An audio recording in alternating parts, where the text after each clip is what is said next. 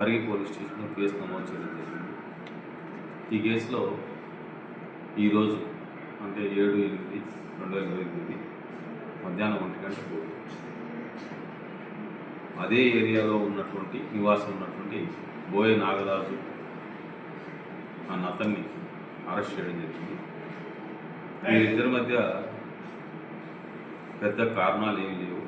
కాకపోతే వీళ్ళిద్దరు కూడా తాగుడు అలవాటైన వాళ్ళే ఇద్దరు.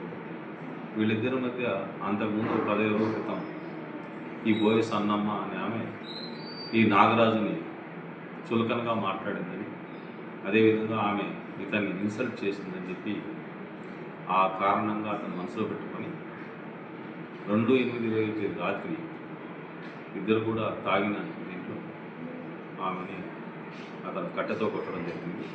ఆ తర్వాత అతను అక్కడి నుంచి పారిపోవడం జరిగింది.